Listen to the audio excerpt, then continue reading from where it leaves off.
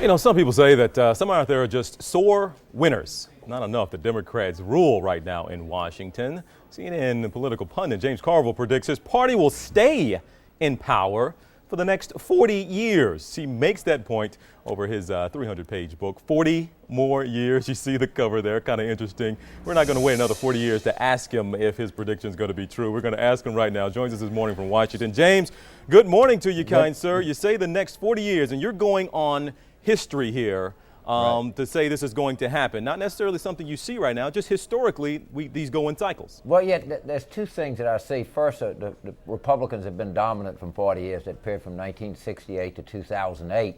And the Democrats now have a whole generation of younger voters that are decidedly 2-to-1 favor the Democrats. As these younger voters get old and replaced by other younger voters, and the older voters leave the system, I think it's going to trend Democratic. I don't think we're going to win every election for 40 years, obviously, but I think we're going to win more than we lose, and I think we'll reflect itself in the presidency also. And we're seeing that trend, but how much credit do you give an unpopular president, an unpopular war, and then a possible and a very transformational, transitional, transcendent character like Barack Obama for bringing those young people along? Well, first of all, I started this book back in early 2007.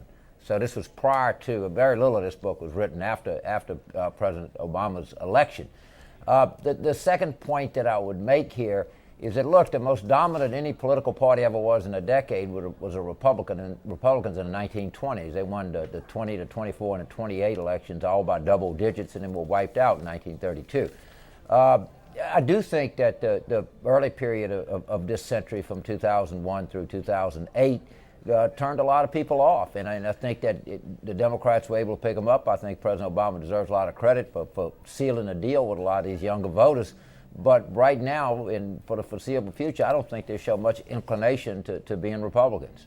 Speaking of that inclination, now you have been given some credit, and I'll ask you if you deserve this credit, for the strategy of making Rush Limbaugh the head of the Republican Party right now. Politico is an article back in March, I'll show you a part of it here, in which they said that you did some research that showed that he was a deeply unpopular figure in a poll, and learned that the longtime tormentor was deeply unpopular with Americans, especially young voters. So there is a concerted effort on your part and other Democrats to make him the head of the Republican Party. Is that the truth? Well, the truth is that he made himself the head of the Republican Party. Now, how did he do that, James? Because he would speak out, and people were afraid to contradict what he says. And we've seen that time and time again. When somebody offers a mild criticism one day, they apologize to Rush the next day. Rush is very, very effective in leading his wing of the party. I guess I just served as his publicist, his unpaid publicist. I was his kind of communications director, if you will, and wanted to get the message out as to just how powerful Rush was in the Southern talk radio base of the Republican Party, and wanted to be sure that they didn't just know about it, but everybody got a chance to know about it. But at the same time, James, he's an entertainer. There are plenty of leaders who just don't have the platform he has and to get their message out, and they're competing with the president in the bully pulpit. A lot of leaders in Washington, Republicans around the country. But it serves you well to make him the guy. Well, correct? No, but think of all of the Republican leaders that have apologized to him or groveled before him.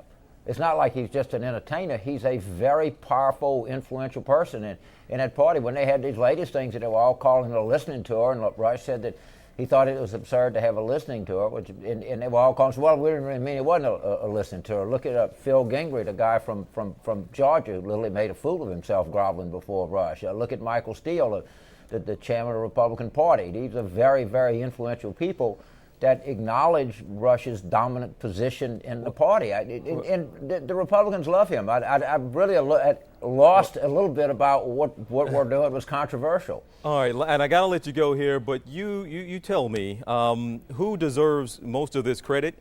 Do Democrats, have they had some kind of a platform change that appealed to young people? Or is George W. Bush, does he deserve most of the credit, you think, for turning those young people off? Did the Democrats really do anything differently? Well, I think that the Democrats have gotten smart, and I think our president deserves an enormous amount of credit. He certainly energized young people all across this country. in the primaries and continues to do so as president. I think the Republican Congress helped a lot. I wouldn't. You certainly Bush had a big hand in this, but you can't forget people like Tom DeLay. I mean, where did he go? We need him back too pretty soon.